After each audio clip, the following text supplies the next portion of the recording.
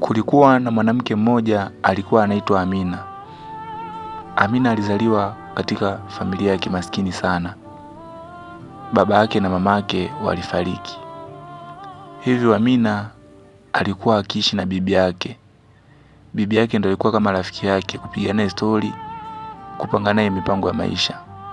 Amina alikuwa ni mnyonge sana, alikuwa hana furaha, alikuwa hajalizika na yale maisha ambayo alikuwa anaishi yeye pamoja na bibi yake.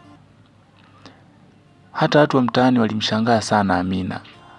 Amina alikuwa ni mtu tofauti sana. Alikuwa ni mtu ambaye yuko busy. Yaani yuko busy, ni mtu ambaye anafikiria maisha pekee. Alikuwa hapendi maisha ambayo anaishi yeye na bibi yake. Amina alikuwa anakomaa sana katika harakati za kutafuta pesa. Alikuwa anaenda mpaka kwenye vibarua, analima, anafanya kazi kwa uchungu, ili mradi aweze kula chakula yeye pamoja na bibi yake.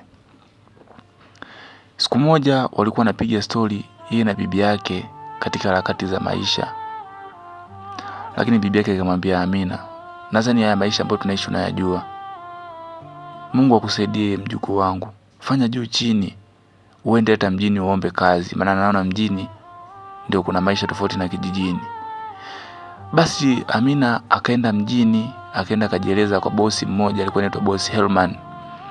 Akaenda pale akaomba kazi, lakini bosi akamwambia, nitakupima. Nitaanza na kukupa kazi ya kufanya usafi kwenye ofisi yangu. Lakini Amina akasema, haina shida, mimi nitafagia tu bosi. Basi Amina akawa ameshakubaliwa pale aanze kufagia kwenye kampuni ya Mr. Helman. Siku inayofuata Amina ambapo alikuwa anafagia, anafanya usafi, wafanyakazi wengi sana kama tunavyoona walikuwa wanamcheka Amina. Amina alikuwa anajisikia vibaya sana. Walimcheka na kumziaki. Amina alikuwa anaumia. Siku inayofuata bosi akamkabidhi Amina kitita cha pesa. Amina kuamini, Amina akapiga magoti akaanza kumshukuru Mungu. Wewe Mwenyezi Mungu nakushukuru kwa kuwa ni mwema. Asante sana, lakini bosi akasema hapana, hata usijali. Siku inayofuata bosi akaitisha kikao. Akasema kuanzia kesho kutakuwa na ugeni mkubwa sana. Kuna mtu ambaye anakuja hapa kufanya kazi na atajumuika na nyie. Ila atakuwa na cheo kikubwa kuliko nyie. Wafanyakazi wote walishangaa. Bwana, punde si punde tunamwona mwanadada mrembo. Queen yuko safi, amependeza, ameuramba, lakini moyo wake ulikuwa na wasiwasi sana.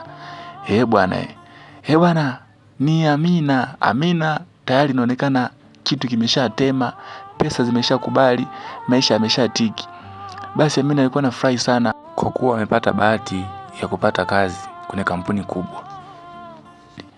Bwana, hata wafanyakazi wa kampuni wote walivyomuona Amina walikuwa wanashangaa kwa sababu Amina alikuwa ni mrembo na alipendeza zaidi na zaidi na zaidi. Bwana, mwanadada ndo anaenda kupandishwa cheo hivyo. Basi unaambiwa bana, katika maisha usije kumdharau mtu. Amina alipata utajiri mzuri, alifungua biashara zake, akafanya maendeleo makubwa, akamchukua na bibi yake kisha wakaendelea kuishi naye pamoja. Jifunze kitu kimoja, usipende kumdharau mtu, usipende kumziaki mtu. Na pia katika maisha usimuogope mtu wala usimuhofie mtu.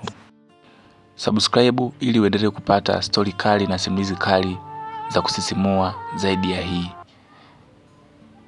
Naitwa 2004.